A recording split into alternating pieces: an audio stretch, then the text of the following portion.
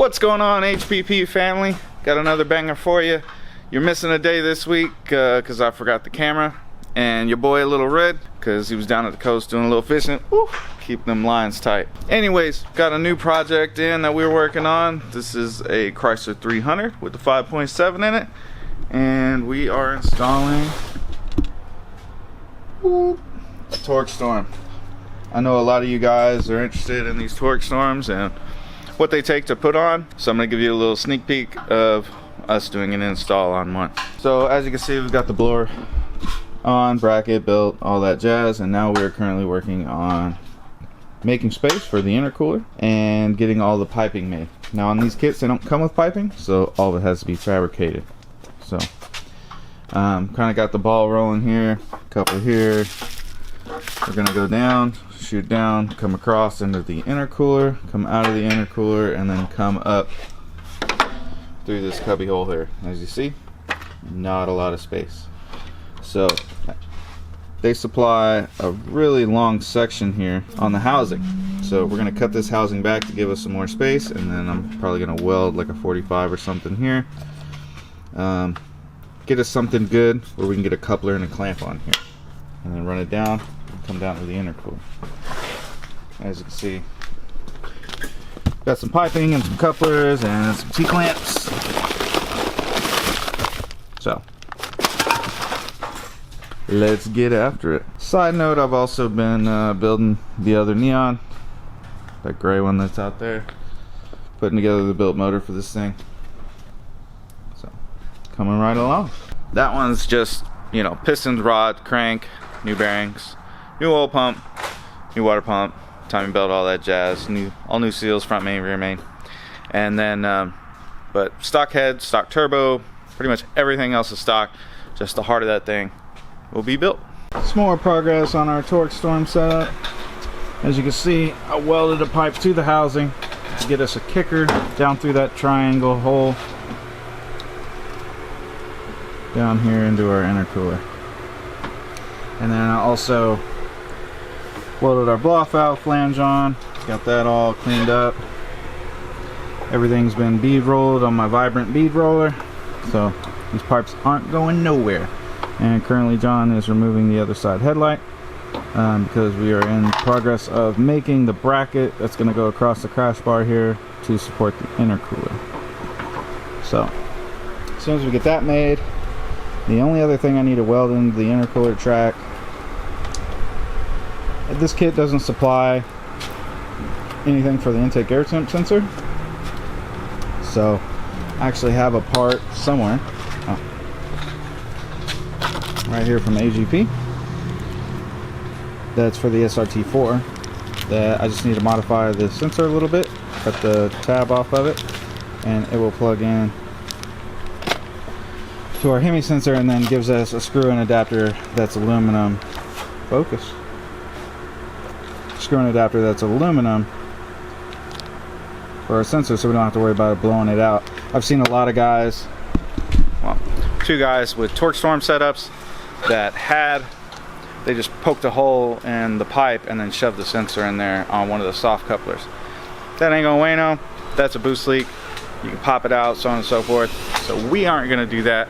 We're gonna take a step further and get it right the first time. So as soon as we're done with that, we should be able to start fitting the bumper back on, which I'm assuming we're gonna have to make some modifications there too, because this car's got fog lamps. But I'll show you where we end up here in a second.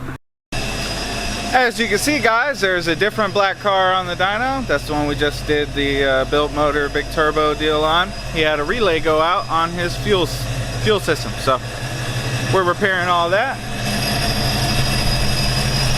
And as you can hear, our TorqStorm is on the dyno. As you can see, the intake's not on it. We were waiting on the TorqStorm coolant reservoir.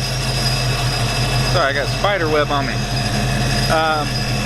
That's gonna be in another week or two, so we're waiting on them to make them. They were out of stock, so went ahead and put it back together like this, and we'll end up getting like a turbo guard for the supercharger to protect it. But everything else is all wrapped up. Can't really see anything. No evidence of the front mount. We blacked that out. So quite stealthy. So I'm gonna strap this thing down, and I started tuning a little bit. Got some cleaning up to do, but he's all warmed up and idling like a dream. So let's get back at it.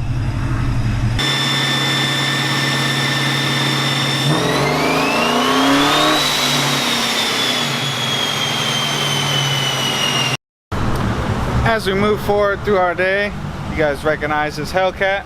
This is the one that we did the suspension control arms and so forth on. He came in because he was hearing a noise.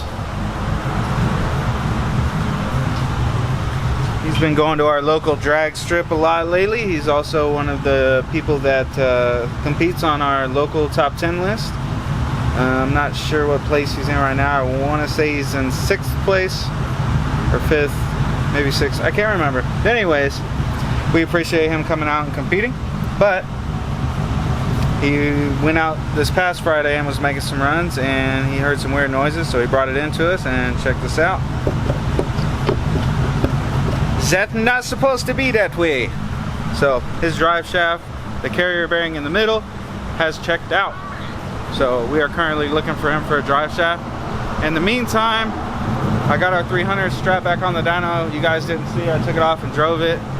It's a little wonky. Come to find out, my bad. I didn't communicate well enough with John on what map sensor he put in the car. Most of your Magnuson, your Whipples, your Pro Charger stuff's all gonna come with a Mopar 2-bar sensor. And the customer supplied a Mopar 3-bar sensor, like the upgrade would be in an SRT4 or whatever. Hector's car's got a 3-bar in it, and that's due to wanting to run over 18 pounds of boost. Obviously this car is not, but he had a 3-bar. And I scaled it for a 2-bar, and I was wondering why it was running funny. Put it back on the dyno, rescaled it for a 3-bar.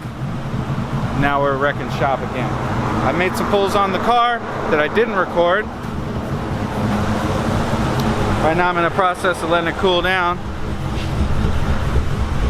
But that was the last run in the car. 449 and 470 foot-pounds of torque. Good gains. The TorqStorm setup on the car is making 5 pounds of boost. So if you do the math on these things with a tune and stuff, they make like, let's say 3 1/4 to the tire, something like that. So this thing, you know, is making 110 to 120 horsepower over that stock number. So it's over 25 horsepower per pound of boost. So that's great. Great gains for the boost. But we'll see if we can't make a little more on this thing before we give it on back to the customer. But I'm gonna let it cool down. We also had another one here. This is a 2012, I believe, Jeep SRT8 with a 6.4. Customer, him and his father put the camshaft in, Hellcat lifters, oil pump, all that stuff. They brought it to us for a tune. We just checked over the coolant system. It needed to be bled because it was overheating. So we put a base calibration in, as you can hear. We've got it idling, and we got the coolant system squared away now. So we're off tomorrow, but the sun, as you can hear, this thing's chopping quite nicely. So you guys will be seeing this one on the dyno soon. But let's get that 300 cooled off, make another tug on it.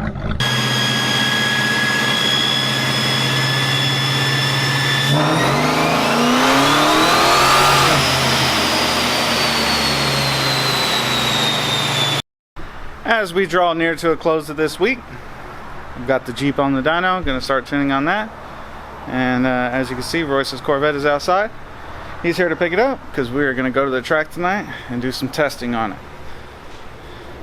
The Venom car is back over here on the lift. We are doing some gauges on it and tidying up some things before that one goes home as well.